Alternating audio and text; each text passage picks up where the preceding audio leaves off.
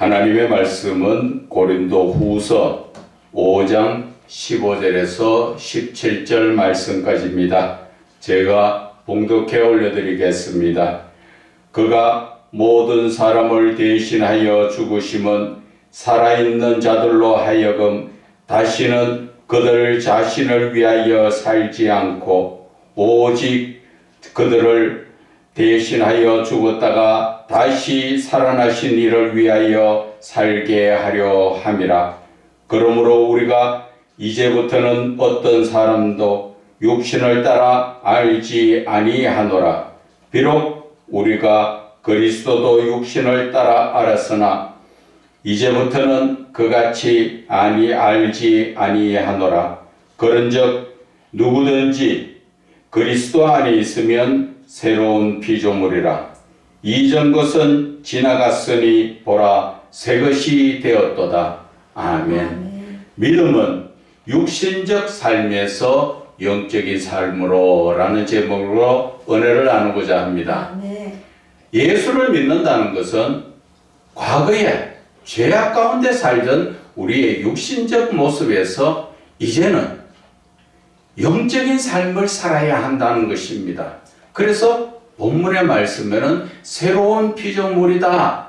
죄악 가운데 있었던 것이 아니라 예수 그리스도의 그 십자가의 죽으심으로 말미암아 우리도 새로 그 예수님의 부활하심과 똑같이 영적인 부활이 이루어졌다. 그 말씀을 하시는 것입니다.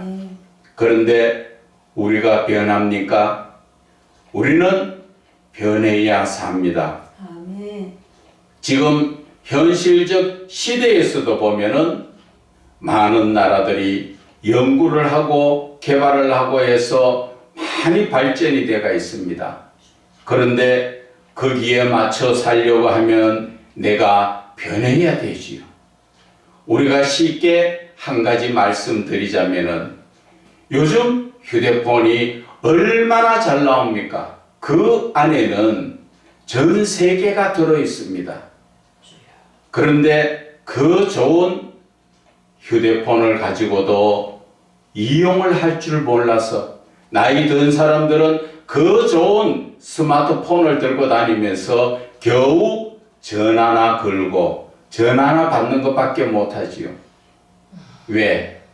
내가 노력하지 않으니까, 내가 변하지 않으니까 그 좋은 세계에 우리는 적응하지 못하고 있는 것입니다. 계속 스마트폰을 가지고 이것도 눌려보고 저것도 눌려보고 자꾸 하면서 깨달아져야 하는 것입니다. 스마트폰 속에는 전 세계에 있는 책들이 그 안에 다 들어 있습니다. 참 신기합니다.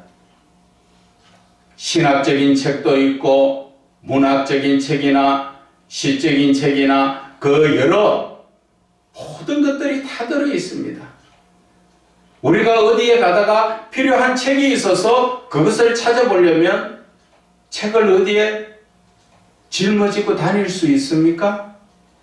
요즘 스마트폰 하나만 열면 그 안에 다 들어 있는데 그것을 내가 게을러서 귀찮아서 내가 노력하지 않으니까 변화가 되지 못하고 그 좋은 세계에 적응하지 못하고 살고 있다는 것입니다.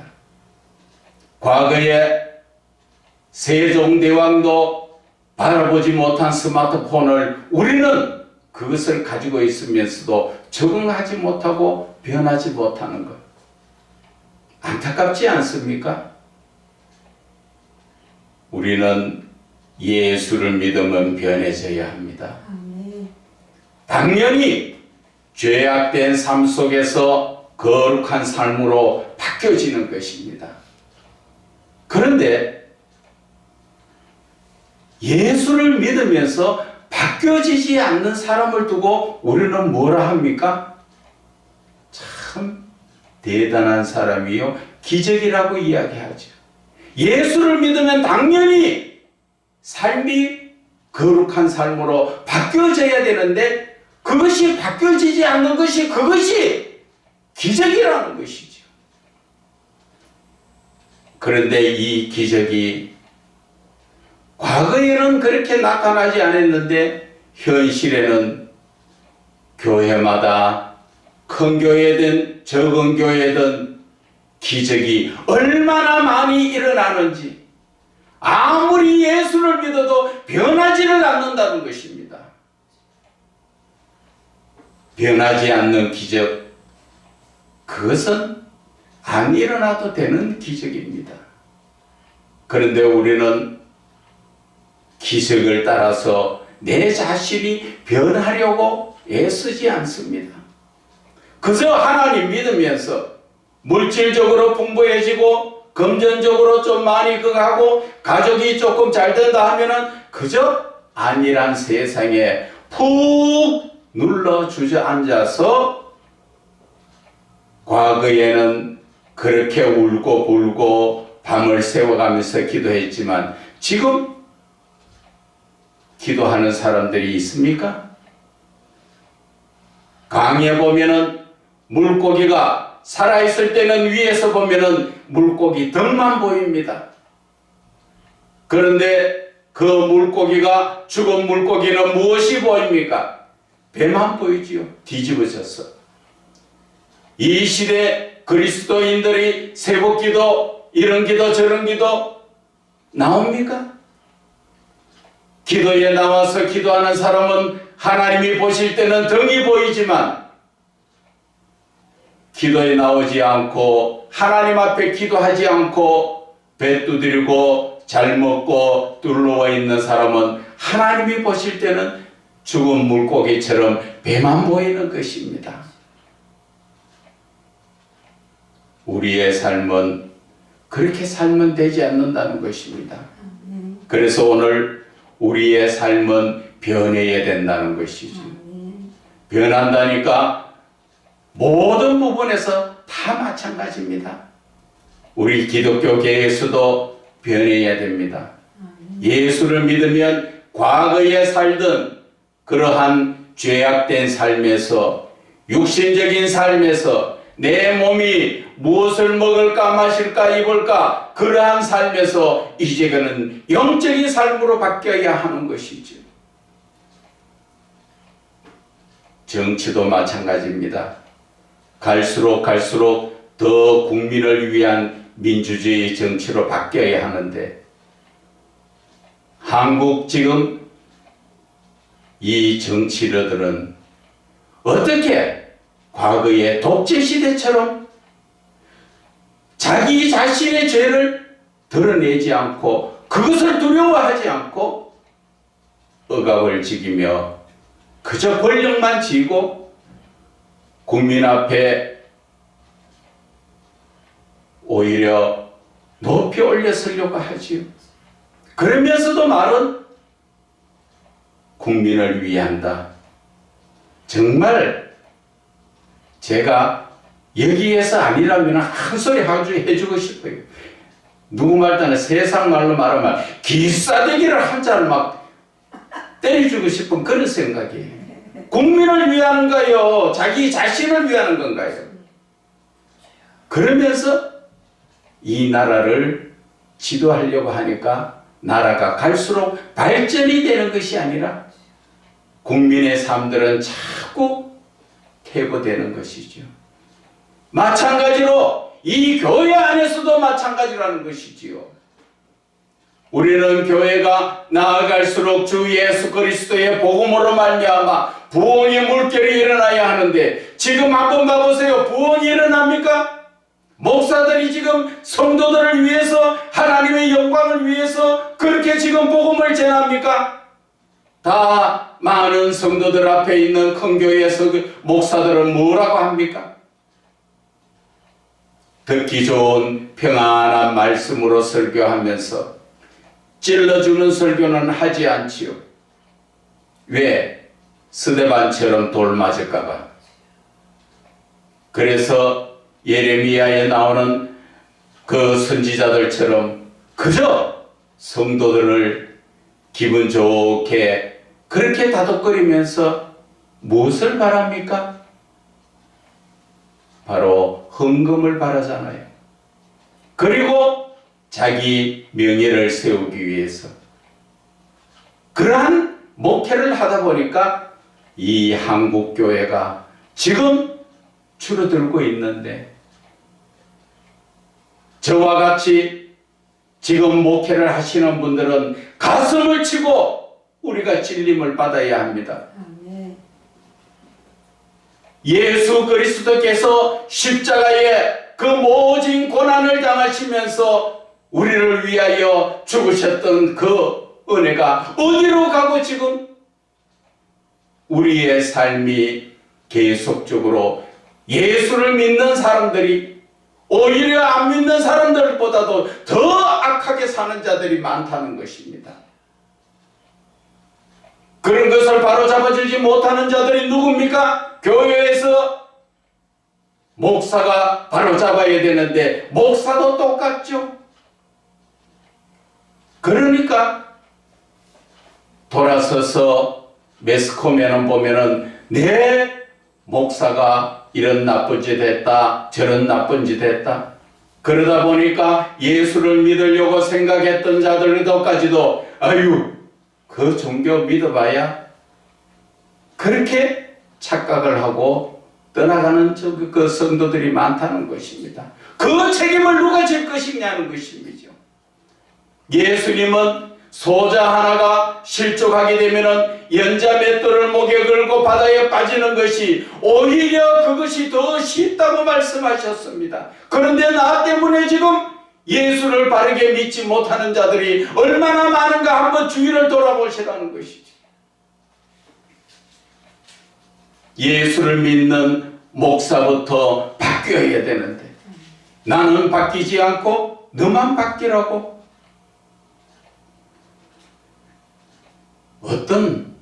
저번에도 한번 말씀드렸지만 목회하시는 사모님이 목회하는 남편, 그 남편 보고 하는 얘기가 집에 가면 성질 더러워요. 그 말 하는 사모나 그렇게 그 말이 나오도록 하는 목사나 껍데기만 여러 사람 모여 옆에 앉았을 때는 버젓이 좋은 양복 입고 폼 잡고 그럴 때는 예 알겠습니다. 예 알겠습니다. 뭘 알아? 자기 자신이 변하지 않는데 누구를 변화를 한단 말입니까? 예수 믿는 사람은 부부지간에도 마찬가지입니다. 당신이 변해야 돼. 당신이 잘못돼서 그런 말씀을 하시면 안 돼요. 왜? 예수 믿는 내 자신이 바뀌어야 되니까. 내 마음 바뀌면, 내 마음 변하면 상대편은 저절로 바뀌게 되가 있다는 것입니다. 그런데 예수님은 말씀하셨지요. 자기 눈에 덜보는 보지 못하고 남의 눈에 티만 바라보고 꼭 잘못된 것을 지적하려고 하는 그것이 예수 안에서는 율법적인 신앙이라는 것을 알아야 합니다. 우리가 성경을 바라보면서 바리새인과 사두개인, 서기관 그 모든 사람들이 말로만 하는 그러한 신앙이죠.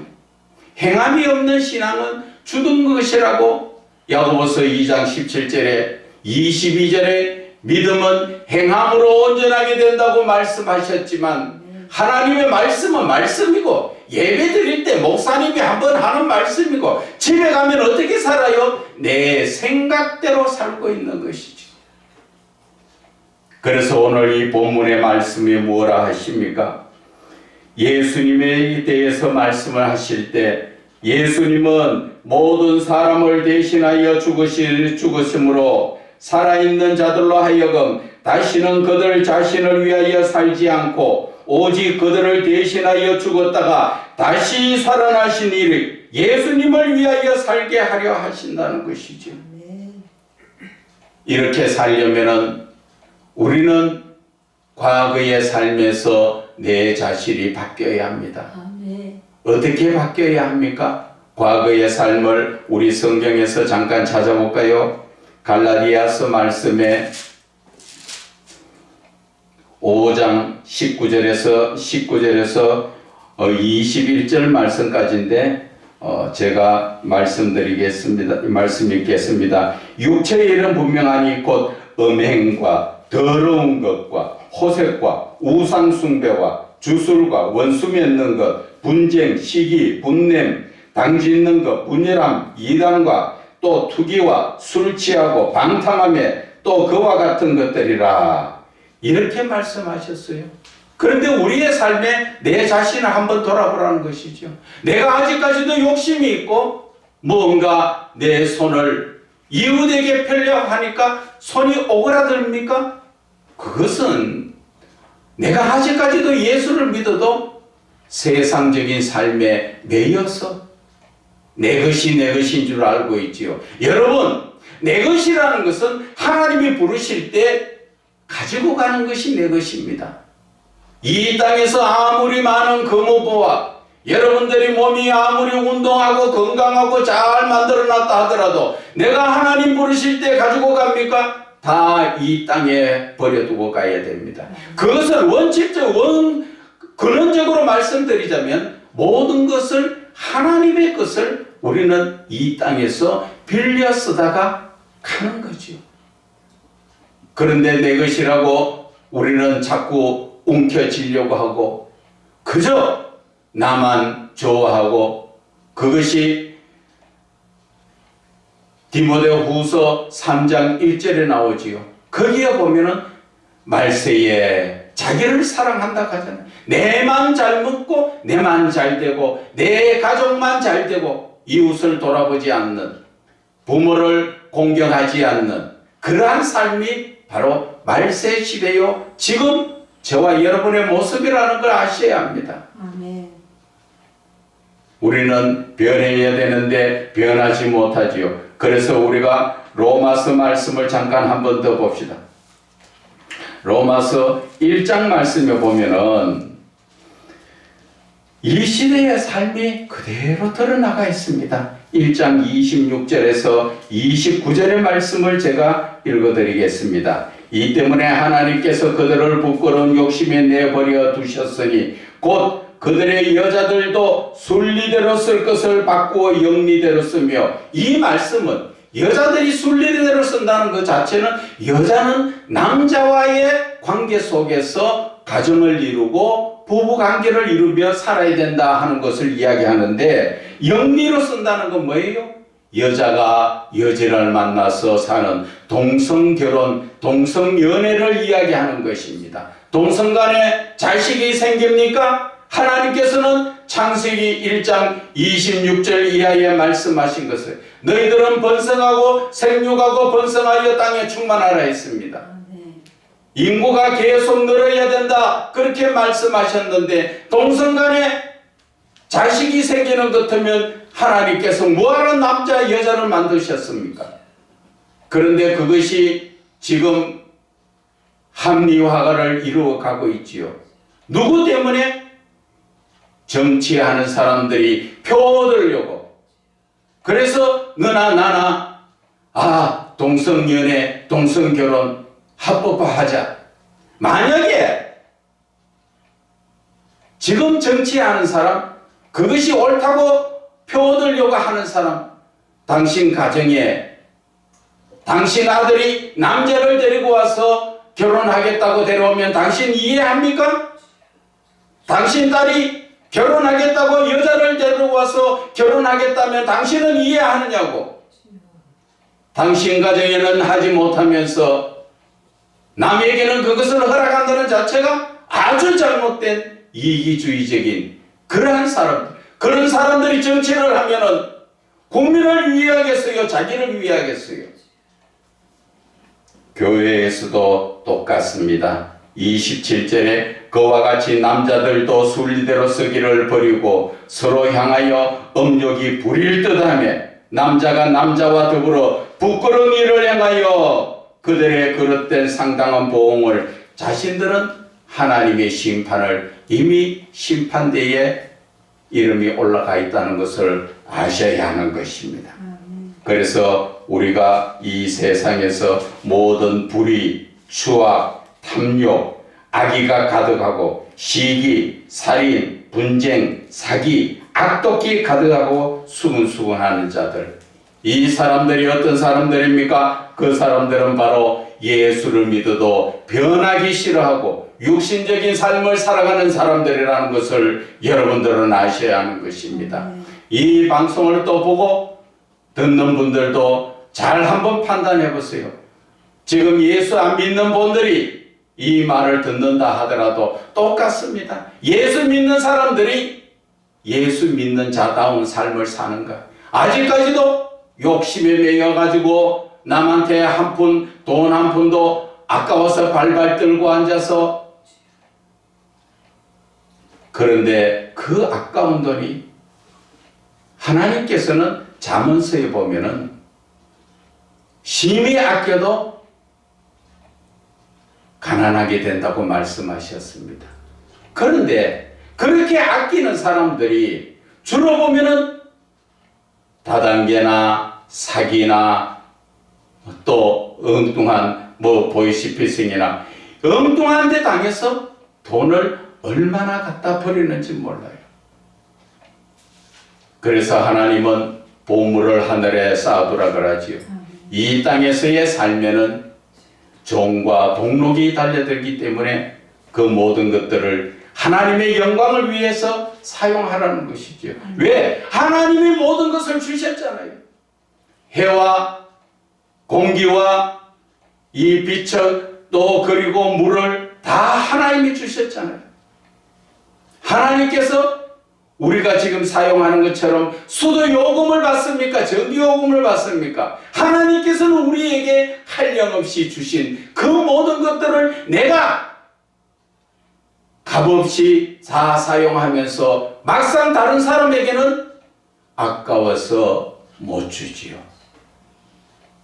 우리는 삶이 바뀌어야 합니다. 그러면 우리가 지금까지 육신적으로 부어라 마셔라 내 쾌락을 쫓아 탐욕을 쫓아 내 명예를 권력을 가지기 위해 살았던 사람이 만약에 예수를 믿는다면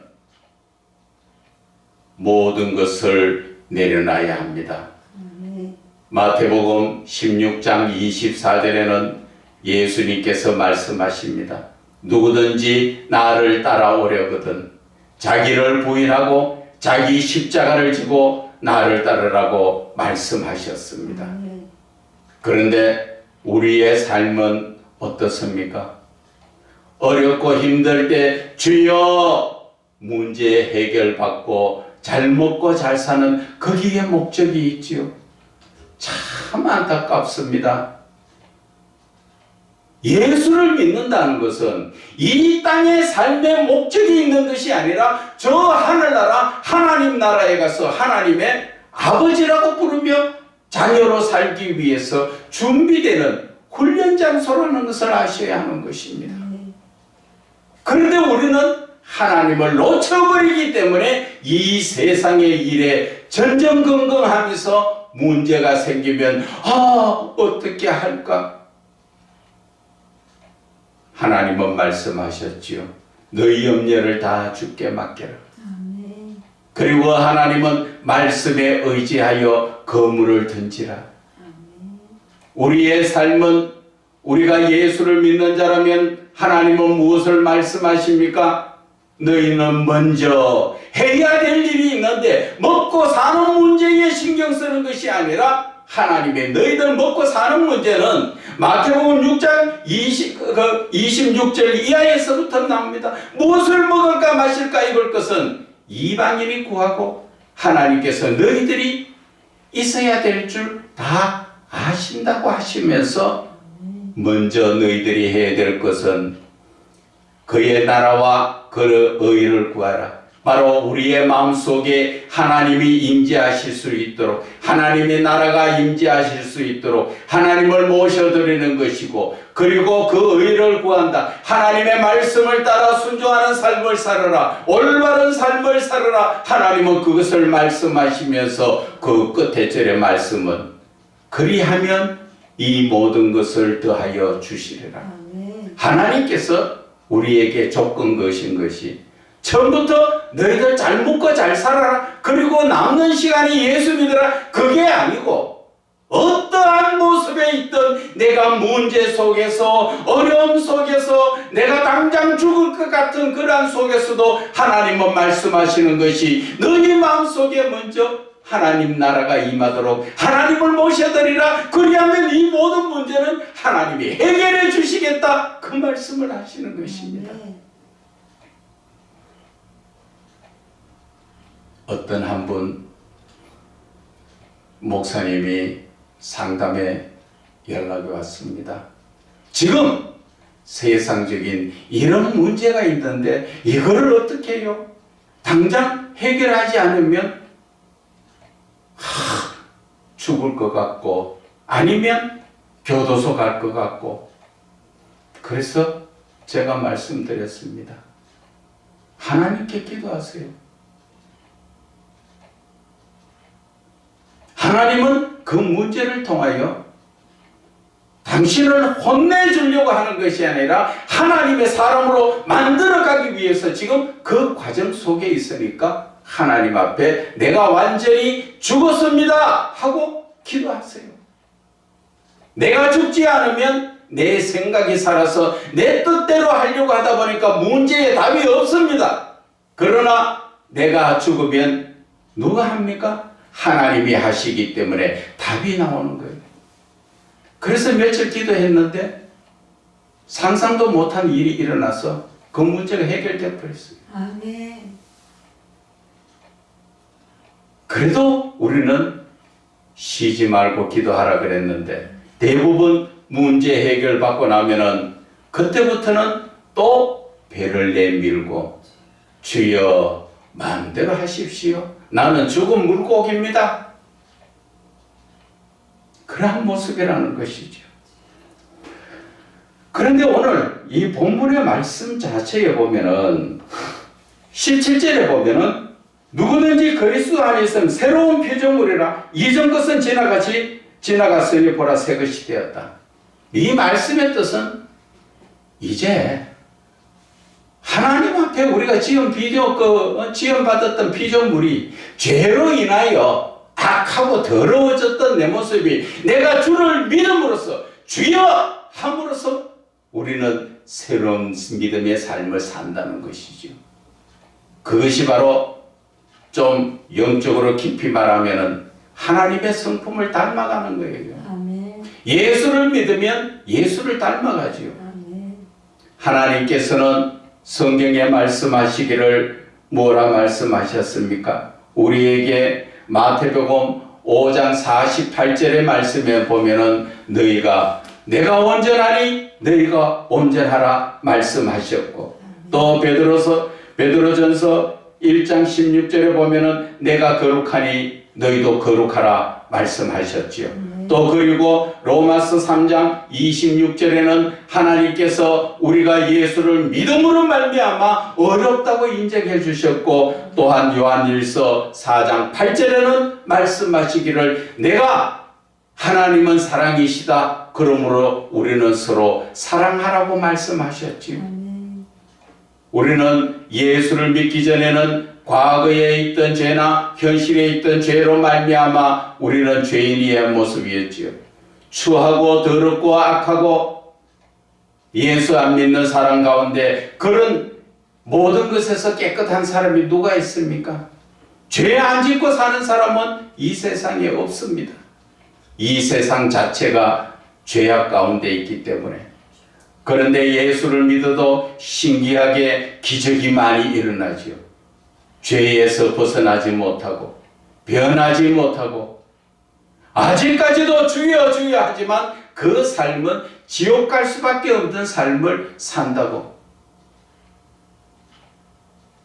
마태복음 7장 21절에 하나님의 뜻대로 행하는 자가 천국 간다 하는데 우리는 하나님의 뜻대로 행하는 자가 아니라 하나님의 뜻과는 상관없이 내 생각대로 예수를 믿다 보니까 하나님하고 나와는 전혀 상관없는 그러한 삶을 살고 있다는 것입니다. 그래서 우리는 로마서 15장 5절에도 예수 그리스도를 본받으라 말씀하시고, 또 빌립보서 2장 5절에도 예수 그리스도의 그 마음을 품으라고 말씀하셨습니다. 그리고 우리는 갈라디아서 4장 19절에 하나님의 형상을 이루기까지 사도 바울은 해산하는 고통을 당하는 것처럼 우리에게 다시 한번 하나님의 형상을 회복하라고 말씀하십니다. 이 말씀들이 다 무엇을 말씀하십니까? 영적인 삶을 말씀하시는데, 영적인 삶 속에서도 구체적으로 말하자면 하나님의 신적 성품을 회복하라는 것이지요. 우리는 하나님의 형상을 닮았습니다. 외모만 닮은 것이 아니라 우리의 심령 자체가 하나님의 그 성품을 우리는 받았기 때문에, 우리는 갈라디아서 5장 22절에 23절에 나오는 성령의 9가지 열매가 우리의 마음속에 새겨져야 하는 것입니다. 그것이 바로 하나님의 사랑의 성품이 그 모든 말씀 중에서 대표적인 말씀이잖아요. 우리가 거룩해야 되는 것, 우리가 하나님의 사랑으로 살아야 되는 것, 이것이 바로 우리는 새로운 피조물답게 사는 것이라는 것이죠. 그러나 어제나 오늘이나 전혀 변함없이 사는 이 시대에 기적을 이루는 많은 사람들, 이제는 정신 차려야 합니다. 그 기적은 천국 갈 수 없는 기적입니다. 우리의 삶에 바뀌어야 됩니다.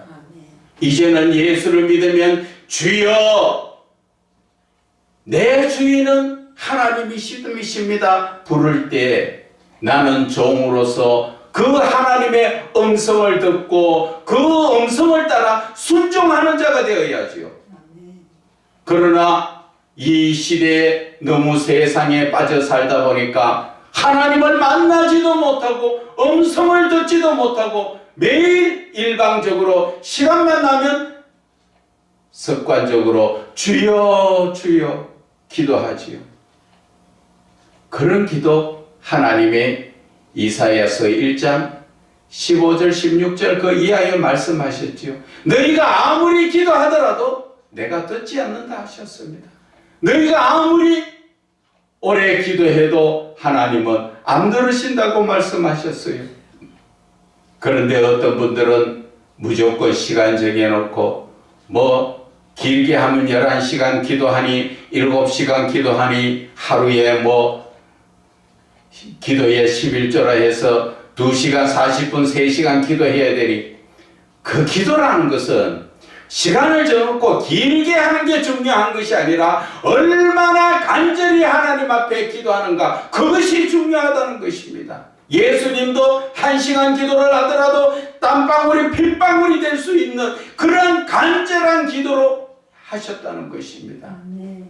그저 놀기 삼아 물 갖다 놓고 몇 마디 하고 물 한 모금 마시고 또 기도하고 따따붙다 내 혼자 하나님은 말씀을 듣지도 않으시는데, 그런 기도에서 바뀌어야죠.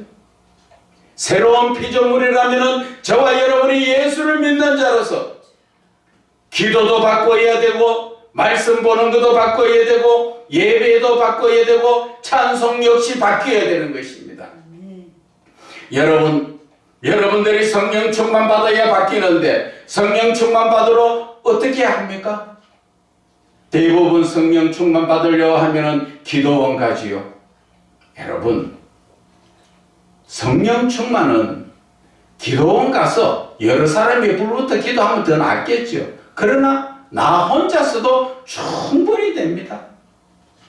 집에서 여러분들이 한 1시간 정도만 내 방해받지 않는 나의 시간을 만들어 놓고 한번 기도해 보세요. 그 기도를 하기 전에 먼저 찬송을 불러보면, 찬송 3곡 4곡만 불러보면 내 가슴에 뜨끈뜨끈한 성령의 불이 들어옵니다.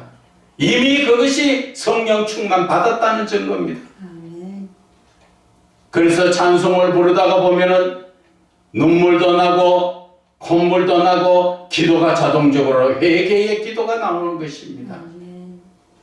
그래서 그때에 하나님 앞에 기도하면서 하나님을 만나고 싶은 사람은 거기에 골방기도, 마태복음 6장 6절에 말씀하신 것처럼 골방에 엄밀히 보시는 그 하나님을 향하여 묵상기도로 들어가야 하는 것입니다. 그 전까지는 방언기도나 통성기도를 했다면 하나님을 만나는 시간에서는 묵상기도로 조용히 하나님의 음성을 귀로 들으려고 생각하지 마세요. 마음으로 듣겠습니다. 이 마음에 하나님이 무엇을 말씀하시는가 조용히 묵상하면서 그 하나님의 음성을 듣고 하나님과 교제를 나누는 것입니다. 이 영적인 부분에 확실하게 잘 되지 않는다면 언제든지 저에게 연락하시고 또 찾아오시든지 하셔서 정말 하나님을 만나는 길을 저희들이 인도해 드립니다. 그렇기 때문에 여러분들은 이제 예수를 믿으면 새로운 피조물답게 변해야 한다는 것입니다. 그 변하는 것은 어떻게 변하는 것입니까? 첫째는 우리의 삶이 거룩해져야 되죠. 죄악된 가운데서 부어라 마셔라 세상 가운데서 무분별하게 방탕하게 살던 것을 내 마음에 정리를 해야 됩니다. 그러한 생각을 가지면 성령님께서 우리의 마음속에 오셔서 내 마음을 정리를 해줍니다. 그래서 우리가 거룩한 자의 삶을 살게 되면 그때부터 내 삶이 어떻게 또 바뀝니까? 세상적인 사랑이 아니라 아가페적 하나님의 사랑으로 바뀌는 것입니다. 여러분들이 생각할 때 사랑을 여러분들은 다 받고 싶죠. 그런데 사랑이 어떤 것이냐는 것이죠. 지금까지 예수를 믿어도 제대로 사랑에 대해서 알지 못하는 사람들까지는 주로 보면은 상대방이 내가 좋아하는 것을 해주고 내가 필요한 것을 해주고 모든 것을 넉넉하게 주니까 내가 사랑받는다 그렇게 말씀하시죠. 하나님의 사랑은 예수님께서 이 땅에 오셔서 대가를 바르고 우리에게 죽으신 거 아니라는 거 아셔야 합니다. 하나님의 사랑은 내 자신을 상대편에게 헌신적으로 내어주는 것입니다. 모든 것을 상대방하고 대화할 때 그 상대방을 먼저 이해를 하고 두 번째는 그가 무엇이 필요하고 무엇이 어떤가 항상 내가 먼저 배려를 하고 그가 잘못이 있으면 용서를 하면서 내가 가진 것이 있으면 나누어 가면서 이것이 바로 하나님의 사랑이라는 것입니다. 그런데 지금까지 저와 여러분이 나누려니까 아깝습니까? 용서 못 하겠어요? 그 사람을 배려해서 내가 먼저 헌신적으로 하지 못합니까? 그것은 하나님 사랑 아니에요. 세상적인 사랑이라는 것입니다. 그래서 우리는 하나님의 말씀처럼 서로 사랑하고 온전한 믿음에 서야 된다는 것입니다. 그래서 예수를 믿으면 이렇게 상대편을 사랑하고 내가 먼저 헌신적으로 낮아지는 것, 이것이 예수를 믿는 자의 모습이라는 것이죠. 그것이 바로 새로운 피조물이라는 것입니다. 철저히 내 자신을 낮춰주고 목사 아무리 중한 직분을 가졌다 하더라도 우리는 낮아질 줄 알고 직분이 중할수록 더 많은 사람들을 섬기고 그들을 바로 세우고 해나가야 하는 것이 바로 목사의 직분이라는 것을 아시고 어디에 가서 인정받고 대접받으려고 하지 말고 내가 먼저 찬송도 있죠. 손 내밀지 못하면 안 되죠.